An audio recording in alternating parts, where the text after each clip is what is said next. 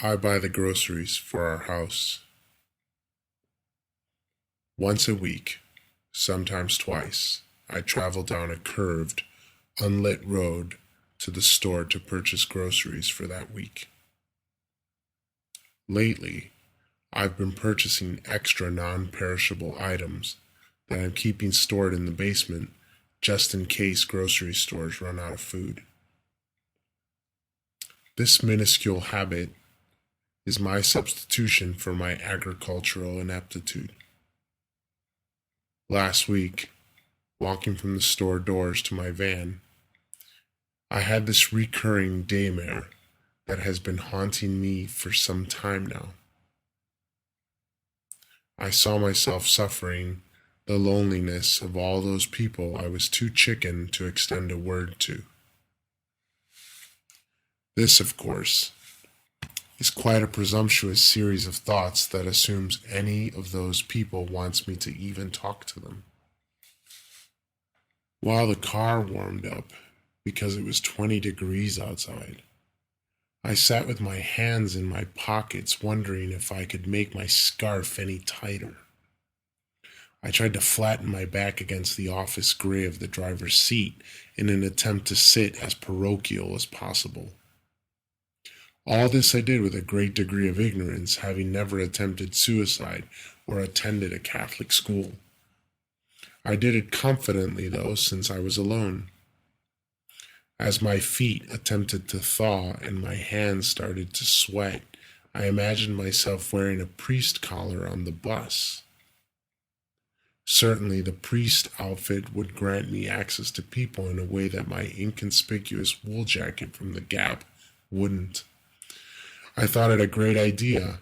I thought that I wouldn't buy some cheesy-ass costume from a Halloween website, but that I would look into buying this priest getup from a reputable supplier of religious clothing. I thought, I'd be willing to pay up to $300 for it. I wondered if I needed a license for that kind of thing. Would I need to show some proof of my legitimacy? Is there a problem with men impersonating priests just to make it easier to be with others? As I pulled out of the parking lot, I tried to imagine the conversations I would have with strangers while in my disguise. "Are you a priest?" they'd ask. "No." "Why are you wearing that priest outfit?" they'd ask. "Oh, I don't wear it on Sundays. That's when I wear my Chicago Bears jersey." I drove back home through the overcast mountainous scene that central Pennsylvania often is. The sight was Florentine, to say the least, except, of course, for the width of the road, which had a certain American supersize to it. While driving, I worked up the courage to tell my wife about this great idea I had.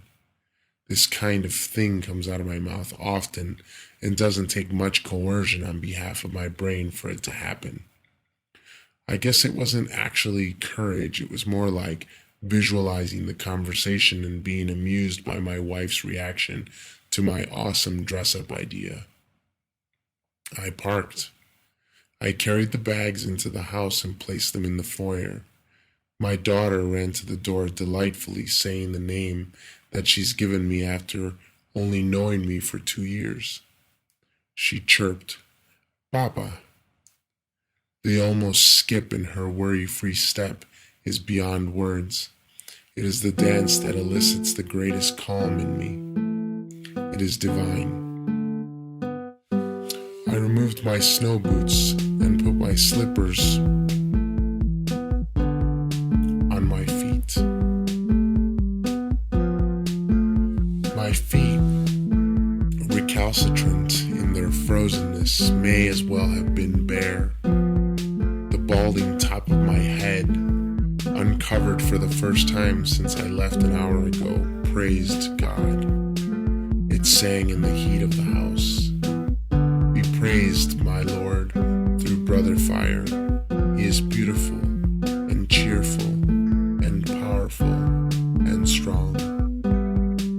I looked down as my daughter's sparrow voice asked me about the goldfish crackers I brought for her and her brothers.